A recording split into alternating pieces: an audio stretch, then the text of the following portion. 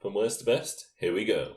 So where best to start than the popular show named after the very subject we're here to talk about? I of course mean angry Danish sailors, Vikings.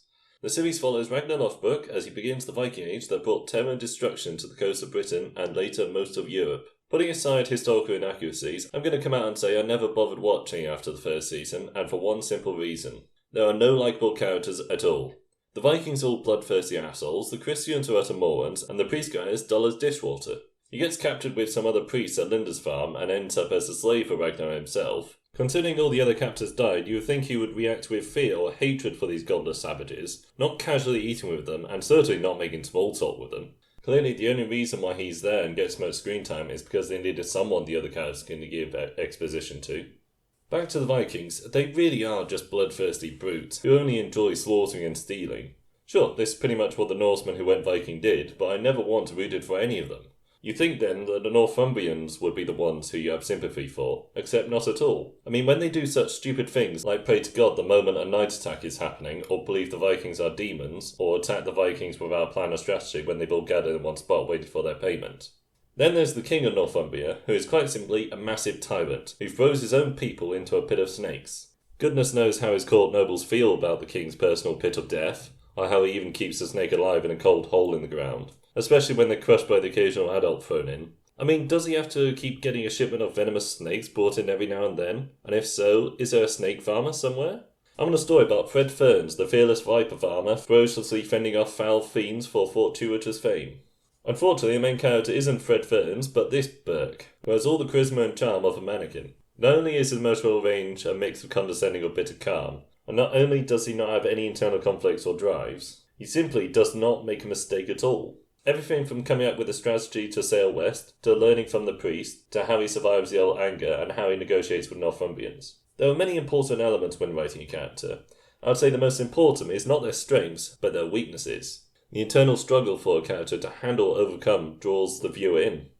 Merely having a character who is the most skilled and wisest out of everyone without making a single mistake is dull and uninteresting. So in summary, any series that lacks any appealing characters is not something I would ever recommend.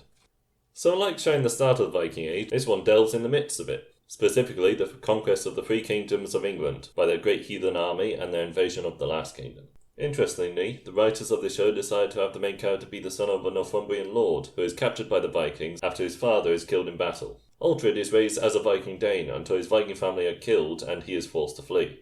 This creates a really good character with conflicting perspectives of both the Saxons and the Danes, and thus mixed loyalties. He's also flawed, not only failing to see the big picture, but he's also very selfish, wanting personal glory, money and women to boink behind his wife's back. In fact, the rest of the cast is pretty good, with a wide assortment of clashing personalities, though disappointingly not showing much screen time to the Viking characters, particularly Guthrum, who becomes pinnacle to the plot later. I don't say this often, but my main problem with the first season is that it should have been much longer. It rushes through the entire conquest of Wessex, the king's exile, his gradual return to power, his fight against the current rule of the country, and his return to rule over his devastated kingdom. Each one of those things could have easily been a season unto itself, but no, all of that is covered in just 2 episodes. 2!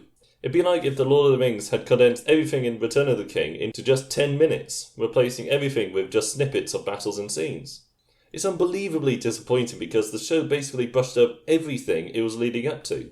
The main character's journey has been to juxtapose the life of a Christian with that of a Viking Dane. So you think they would really want to highlight Guthrum's rule over the Christian kingdom he just conquered. But no, that's all skipped over and never addressed. They even have one of the king's captains suddenly fight on the Viking side without any explanation whatsoever. This honestly may be the most baffling writing decision in any series I can think of. The series has 4 seasons so far, yet they skipped all the interesting parts? This is even more confusing when they devote an entire episode to the main character's excursion to Cornwall for no good reason.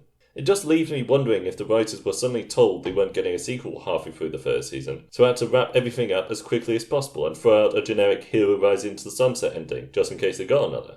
So yeah, when I did find out about the 2nd, 3rd and 4th season much time later, I was even more stumped by the first season's ending. I might continue it if I have nothing else to watch and a full crate of beer that needs drinking, but as of right now, I've got other things to see.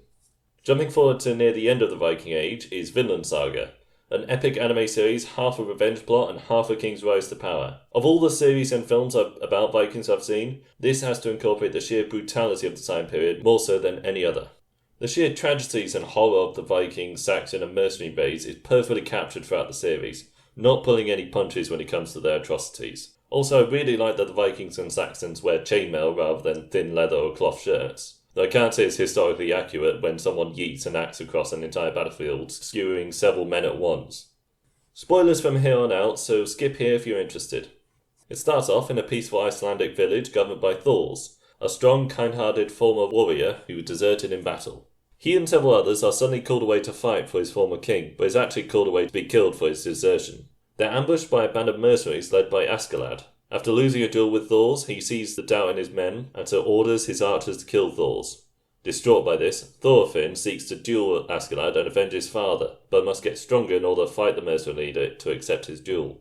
This revenge plot is truly a tragedy, as Thorfinn's father had tried to teach the boy that violence is never the answer, and that he should never pick up the sword. So as the kid grows up, killing countless soldiers, doing ever more wretched things, you really feel for him. I haven't even mentioned the other half of the plot, which entails the rise to power of Canute, or Sea Nut, a Disol arc that forces the entire mercenary group to flee through dangerous, harsh places to escape this giant of a man and his small army.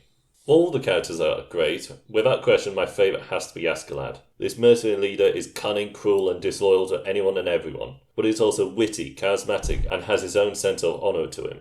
He not only took Thorfinn under his wing despite knowing his deep thirst for revenge, but later on does something that I will not dare spoil. Without question, this has to be the best thing set in the Viking period, and I cannot wait for the next season. So looking at these three, we can first say there are countless stories to take from the Viking Age, encompassing a huge number of great battles, people and political intrigue. Just a shame all these shows focus on Viking raids of Britain when the Danish came to shores and cities across the whole of Europe, even to the very walls of Constantinople. Secondly, to immerse yourself in a historical time period, it is very important to give decent length and credence to portray the events that you're covering. It doesn't have to be Dunkirk levels of detail, but you shouldn't simply rush through them, especially when they greatly benefit your theme, narrative and character arcs. However, the most important element by far are the characters themselves. They don't necessarily need to be based on a historical person, but they must be deep, interesting and play a crucial part in the narrative. Ragnar Lothbrok, as portrayed in Vikings, isn't deep or interesting, and there's no emotional drive as to why he sails west into the unknown waters of the North Sea, or even why he seeks money. He just does. Hence why Vinland Saga, a show where every character has deep internal wants and needs, will be remembered, and Vikings will not. Anyway, I've released the first 8 chapters of my book if you'd like to take a look. It doesn't contain any Vikings, but has plenty of battles, political intrigue and deep interesting characters in a fully fantastical world. So if that's your liking, then follow the link below. And now, the music shall fade out.